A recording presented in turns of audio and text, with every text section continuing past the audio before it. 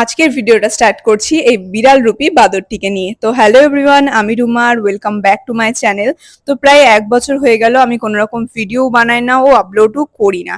তো ভাবলাম আবার শুরু থেকে শুরু করা যাক।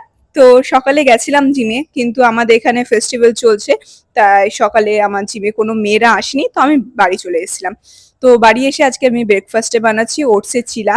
তো তার জন্য আমি এখানে কিছু সবজি কেটে নিয়েছি। সবজিতে ছিল গাজর আর বিনস, যেটাকে আমি খুব সুন্দর করে চপড করে নিয়েছি। দেখতেই পাচ্ছ ছোট ছোট করে। তারপর আমি গাজর বিনসটাকে আলাদা একটা বাটিতে নিয়ে নিয়েছি। তারপরে হট করে মনে পড়লো পেঁয়াজ লঙ্কা তো চপ করিইনি, তারপরে পেঁয়াজ লঙ্কাও চপ করে নিয়েছি। আর এদিকে আমি ওটসের চিলা বানাচ্ছিলাম, কিন্তু ওটসটাকেই আমি গুঁড়ো করিনি। তো এখানে আমি ৪-৫ কাপ মতো ওটস নিয়ে নিয়েছি। আর আমি একটু বেশি করেই করছি, কেন আমার বাড়িতে একটু ভালো মন্দ আমি কিছু করলে পরে একটু বেশি করেই করি, সবাই মিলে যাতে খেতে পারি। তো এখানে আমি তারপরে স্বাদ মতো লবণ দিয়ে দিয়েছিলাম। তারপরে আস্তে আস্তে জল দিয়ে ভালো করে পেস্টটাকে করে নিয়েছিলাম। কিন্তু দেখলাম একটু কম হয়ে গেছে। তারপরে তার জন্য আমি একটুখানি রাইস ফ্লাওয়ার অ্যাড করলাম, মানে চালের গুঁড়ো আর কিছু বেসিক মসলা। ১ম এ ভেবেছিলাম মসলা অ্যাড করব না। এমনি সাদার মধ্যে সবজিগুলো দেখতে ভাল লাগবে। কিন্তু পরে অনেকটাই বেশি সাদা, সাদা লাগছিল।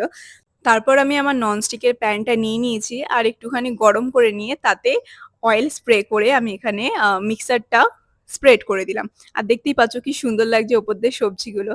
তো উল্টে পাল্টে নিলে পরেই চিলা রেডি। আর আমি সবজি খেতে খুব ভালোবাসি। আগেও তোমরা যারা আমার ব্লগ দেখেছো যে আমি অনেক সবজি আমি ইউজ করি আমার রান্নায়। আর এই যে আমার চিলা রেডি। আর আমি সবার ১ম এই খেয়ে নিয়েছি, কেন আমি আবার যাবো জিম, ওয়ার্কআউট করব। ওয়ার্কআউট করার অন্তত ০.৫ ঘন্টা আগে তো খেয়ে নেয়া উচিত। তো আমিও এখানে আমার ব্রেকফাস্টটা করে নিলাম। তারপর বাকি চিলাগুলো করতে, করতে আমি এখানে আমার ব্লাক কফি রেডি করে নিচ্ছি। আর আমি কফি ছাড়া একদমই চলতে পারি না। আর আমার ওভেনটা হওয়ার পর থেকে আমার খুব সুবিধা হয়েছে। আর একটা বাসন হয় না জল গরম করার জন্য বা মিল্ক গরম করার জন্য, একবারে হয়ে যায়। তো তোমরাও এইভাবে ওভেনে কফি বা চাটা ট্রাই করে দেখতে পারো। তাড়াতাড়ি হয়ে যায়। তো তারপর আমি চলে এসেছিলাম জিম।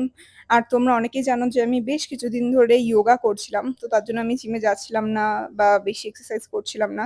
তো জাস্ট আমি ১ সপ্তাহ হলো আমি ওয়ার্কআউট করা স্টার্ট করেছিলাম।